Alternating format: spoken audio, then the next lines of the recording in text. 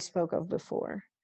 And so that then, of course, leads to the 20th, which is the rites of the Ascension, which is literally, I mean, that's a big deal.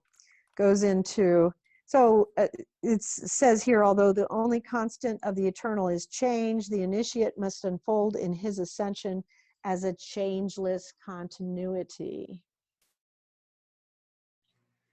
So this is a lengthy process, the rites of the Ascension, because you're going to go through an entire transformation which changes what happens when you die from this incarnation.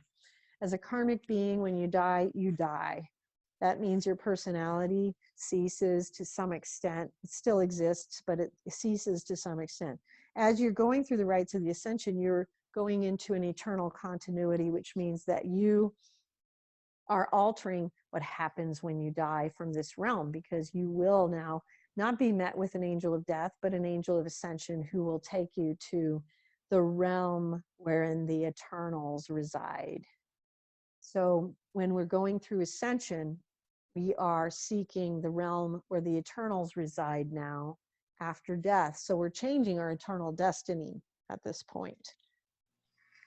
I wonder if, because we like to change things up, it seems like, as we mentioned, that the energy flows and ebbs as we're going through the mysteries in different ways. But it just occurred to me, you have the book in front of you, and I wonder if you could just glance at each page. And I know that I also, like you, have somewhat of a similar relationship with books, where I'm connected to phrases, words, energetically, a paragraph. I wonder if you can just take a look at each page and see if something comes up that you'd like to share about this particular mystery. Just we'll try something different. Fun. I like that idea. Right. So like just even starting right off from Rabbi Simeon, Reflections on the Supreme and its Union with Human Souls, the Nurhu de Manhar. So this is another very important point in the rites of the Ascension. Through these palaces, the enlightened soul enters by continuous aspirations, and thus they become the intermediaries to it between the known and the unknown, between the comprehensible and the incomprehensible.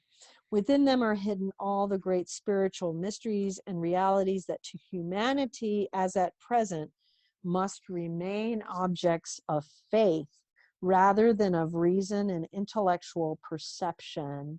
Only by the enlightened soul can they become cognized in its gradual ascension through them on its way to the great and transcendent being termed the eternal everlasting one. And so he's talking about ascension in its essence, but one of the things you might have caught is that he's also talking about becoming an intermediary between the known and the unknown.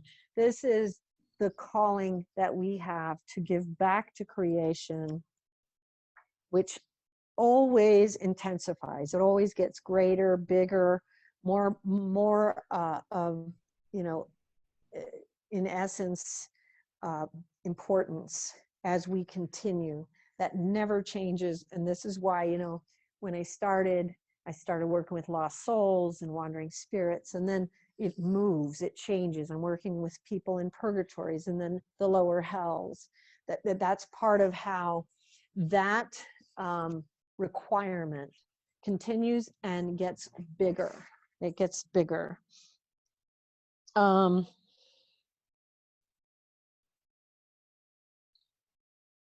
Oh, yes. And then, you know, here I'm talking about when I got to experience and meet the Holy Family, which was part of the rites of the Ascension. I mean, there were a lot of things in the rites of the Ascension, you know, meeting White Buffalo Calf Woman, the Great Holy Family, learning about the buffalo feathers, the 7 feathers, and what they all represented. But here we go through what the Gospel of the Buddha from Paul Carews in 1894. The extinction of self is salvation. The annihilation of self is the condition of enlightenment. The blotting out of self is nirvana. I'm not going to add to that. I'm going to leave that one alone. That one is perfect. I agree. I agree. And here, you know, this is just from the experience with the buffalo feathers, just the last paragraph from the Mysteries of the Redemption from my experience. As he spoke, lightning struck. As the master sage and I romped through a golden wheat field, a heavenly golden hue exuded from this celestial wheat, and the buffalo feathers were now attached to my hair, while the master had his own set of buffalo feathers about his waist in the form of a belt. And so, you know, the experience prior to that is the receiving of these feathers.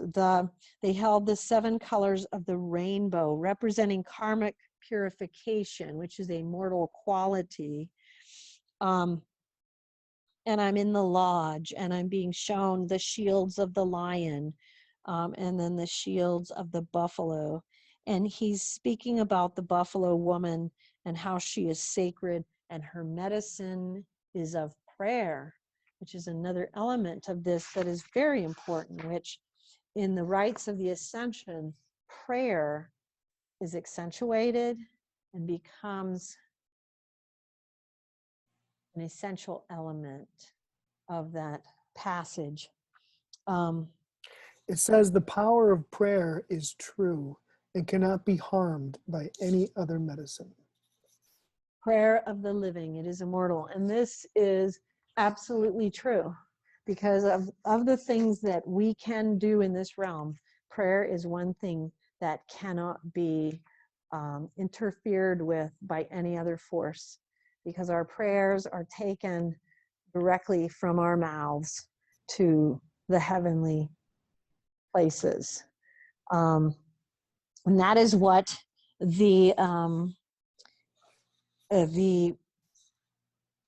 guardian in this experience was telling me, and that's what he said, and explaining how the medicine is to be used for the good of others, not to take away the power of others, but to perform acts in conformity with their goodwill as well. So here, prayerful and astute, the initiate walks forth and is granted many more rituals and transitions from the karmic understanding into the eternal understanding. That which is karmic is generally chaotic and unsure, whereas that which is eternal is generally filled with peace and assurance. And so that's what's happening. We're moving from the chaos of karma to the peace and tranquility of the eternal. Karma is momentary. The eternal path is immortal. We're moving from mortality to immortality in this chapter. Could you say something about the 12 saviors of the treasury and the 12 orders of every one of them, which are the emanations of the 7 voices and of the 5 trees? Yeah, this is from the Pistis Sophia, which is a Gnostic text which contains within it this questioning process. So what happens in the Pistis Sophia, it is the teachings of Christ to his disciples and to, I believe, 7 female disciples between the time of the resurrection and the ascension into heaven. So it's a 40-day period where Christ is teaching them all on the deeper mysteries contained within the Psalms of the Old Testament.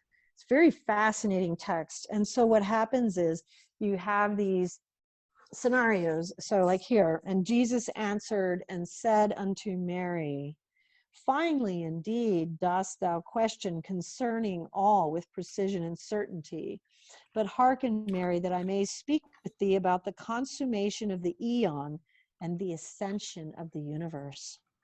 It will not yet take place, but I have said unto you, if I lead you into the region of the inheritances of those who shall receive the mystery of the light, then will the treasury of the light, the region of the emanations, count for you as a speck of dust only, and as the light of the sun by day.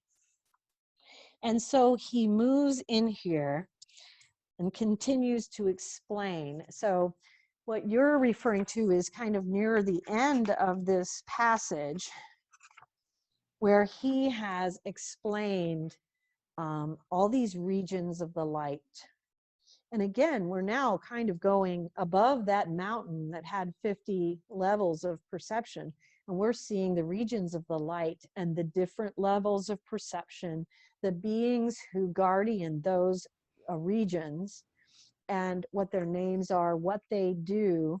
And this is, and so, he speaks of the savior of the emanations of the first voice, who will be in the region of the souls of those who have received the first mystery of the capitalized first mystery in my kingdom. So a lot of what you're reading here, now we're going into mystical language, which is, what I tried to do in the Christ of the Redemption was help people through the works of Baum and Dionysius learn how to speak mystical language. What this means to me as I read that may not be the same to those who have not seen it. The regions of light, the light kingdom, which is infinite. And so he's laying out the emanations, and he speaks of the second voice, and he goes forward and explains all of these voices. And then what you're talking about at the end, he's speaking of the 12 saviors, which is another region where there are 12 light worlds, all guardianed by another savior, one of these 12 saviors. This is where, let me take you to the end there, and this might give you a little bit, and then he speaks of how he rules over all of them in the inheritance of the light. But he said, all this then, when I have said unto you, will not take place at this time, but it will take place at the consummation of the eon. And eons are these realms. I know that eon might mean in particular a period of time, but in the relation to the Pistis Sophia, he's speaking of the eons as separate realms. That is at the ascension of the universe. That is at the dissolution of the universe, and at the total ascension of the numbering of the perfect souls of the inheritances of the light. Before the consummation, therefore, this which I have said unto you will not take place, but everyone will be in their own region, into which he hath been set from the beginning until the numbering of the ingathering of the perfect souls is completed. And so he's speaking of that we all exist within our own regions, and then those who are seeking perfection are moving through those regions until they are able to reach that consummation place and point in the universe. And I wrote here as well, and the initiate who has been accepted upon the walkway of the ascension will be taken to witness the spectacles of the universal sun from which all life emanates, which is the light of God. And although the sun may seem finite within one sphere, it is actually infinite, and it encompasses all spheres. And in this lies yet another mystery. And so you're moving through more and more of these things. Ironically, here we were talking about faith, and Maitreya, Akarya Asanga, and Arya Maitreya spoke from the changeless nature. This ultimate truth of the spontaneously born, I need to explain what that means, is to be understood through faith alone. And what is the spontaneously born? What would you think that means, Brian? Jesus Christ. The spontaneously born is the soul that is undergoing this purification and moving through the eons of light. And we are being spontaneously reborn and reborn and reborn into higher and higher spheres of existence. You see? And that's what this whole rites, and this is a lengthy period. This is not, everything is different for every soul. So let me be clear. But the rites of the ascension usually go on for a little while because there's a lot to energetically alter within that soul that's moving through them. And so let me just keep screeching forward here. What about the book of the Drain of the Dragons? The book of karmic memory. Yes, that was the book of karmic memory.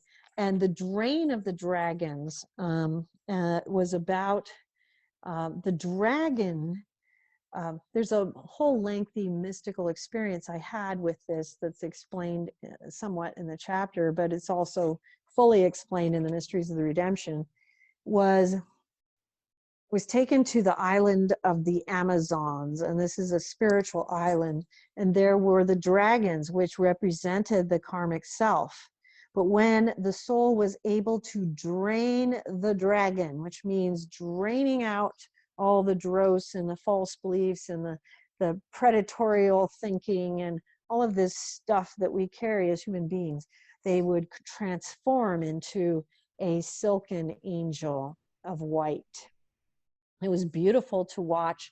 The book of the Drain of the Dragons was a book which took the karmic soul through the process of removing their fetters, cravings, attachments, and otherwise things that would alter them into a karmic being.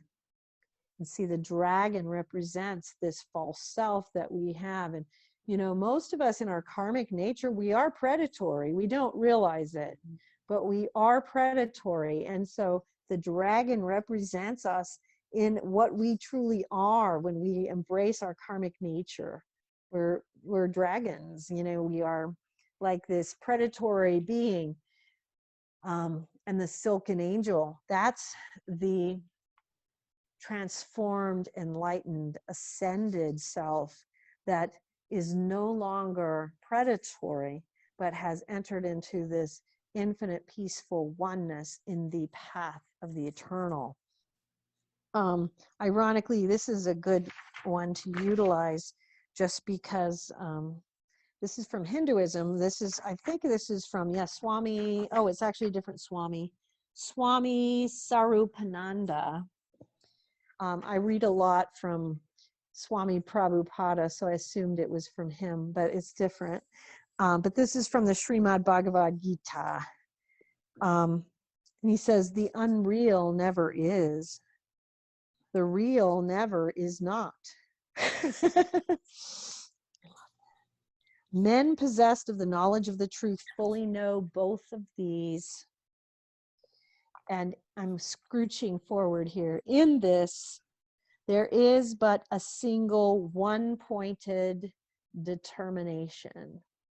Remember, again, we go back to the karmic triangle, and we're moving from multiplicity up to this one-pointed triangle at the top, which is God, which is oneness, which is unity. There is but a single one-pointed determination.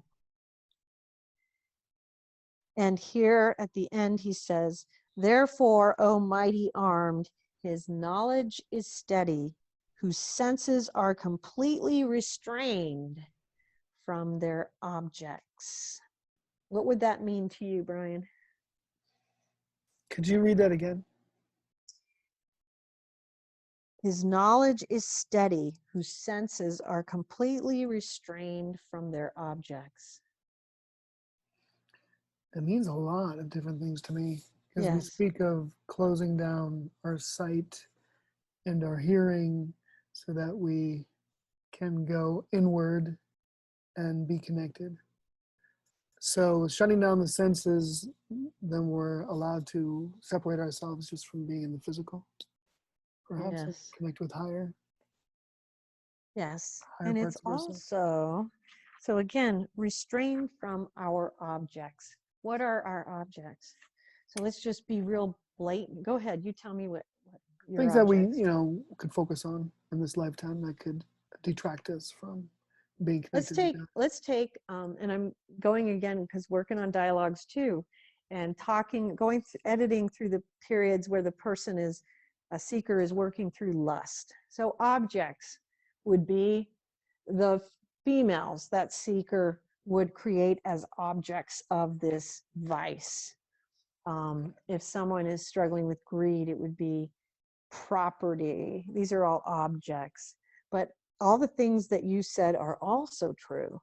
So they're both, but we are removing these objects from our attention so that what happens? We have the one pointed focus. It goes from this, which is, going back to a vision I had with Paramahamsa Yogananda years ago, where he he showed me that it's really a basic movement of our attention from this, looking around us in the world, to this, looking up towards God.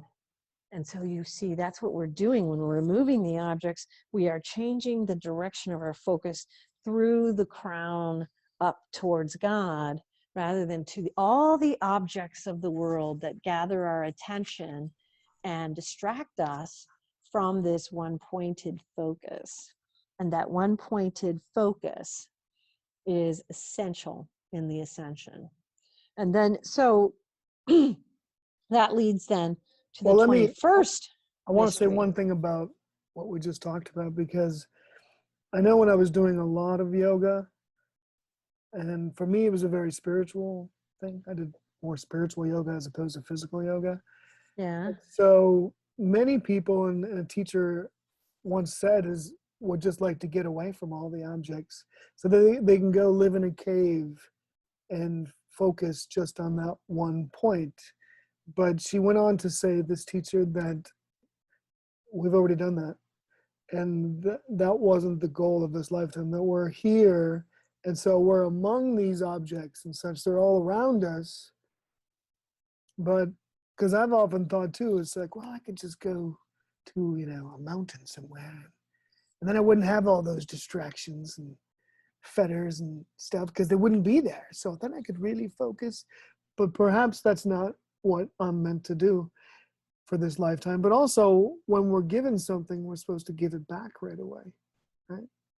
To continue on. Like I'm given something, a certain connection to God and wisdom and knowledge about that, and so then I'm meant to share it and give it. But if I'm somewhere away from everything to get there, I mean, can I even hold on to it, or is it just because I'm not giving it away? Do you see what I'm getting at? Yes, but the main element you're missing is that the mountain is within you. Hmm. And so once you understand that the mountain is within you, this is a very common thing. Lots of people who are spiritually seeking want to be able to just leave the world and go live in a mountain. And nothing wrong with that for those who are called to that.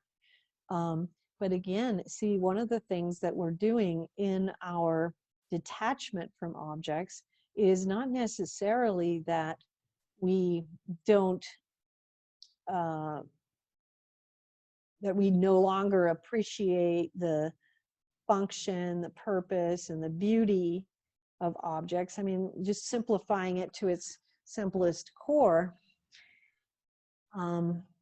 we're not being called to not appreciate beauty. And when I say that, I'm not even speaking of what probably comes across as obvious, the lust thing. I'm talking about the beauty of, like, look behind me, the beauty of these books, the beauty of the artists, the beauty that we see, in the natural world. That's my backyard over there. So, but, so there's beauty all around us, but we are being asked to seek the mountain that is within us. to take us to this one pointed awareness. And see, one of the things that that particular guidance would be lacking in is the understanding that this is necessary during this phase, this 20th mystery. In the rites of the Ascension, it is necessary then to distance oneself and be willing to go into that inward cave that will help us make that connection with God. It doesn't mean that later on down the path that we will then be drawn further inward and then outward again, where we now can experience the world and objects in a very different way, where we appreciate beauty, we appreciate the use, the function of things that are in our world. And so it's a necessary step in order to reach this interior point that we're trying to reach at this particular juncture. And there's going to be other junctures, many other junctures, where that stillness, that inner still and silent place is necessary to make that connection. It doesn't mean that you no longer go to the grocery store, or you no longer, say, wow, I really love this lemon squeezer. That was a really good use. We appreciate uses. We appreciate the beauty of the stones that you have behind you from God's creation. But we are detaching at this point from them as objects of our attention, because our prime object and mover, we want it to be God. And so in order to make that connection, it's just like an engine. There's certain things that spark along the way. And if they weren't doing that, if they were like, wow, I really like those wheels, and neat that you put a stripe on the side, then the car wouldn't start. They focus, those sparks focus on the exact connection needed to start that engine. We're starting an engine here because this is, the bridal union of the soul with God, the first one, just the first. Because remember, this is still just the first. And the discipline of our focus. So to have all these objects of desire and such around us, but to be within all of that and to keep our focus, it's sharpening our sword. So yes, definitely.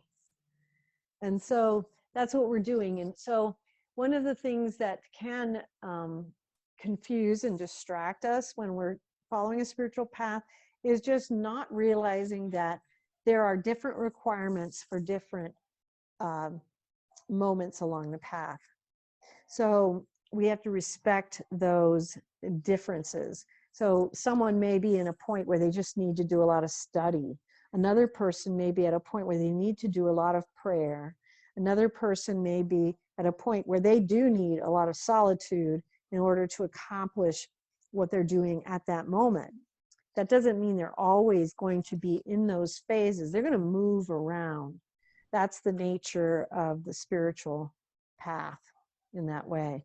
And that, of course, takes us to 21, the 21st mystery, initiations into the holy energy of the saints, and the final entry of the soul into the realm of the ascended.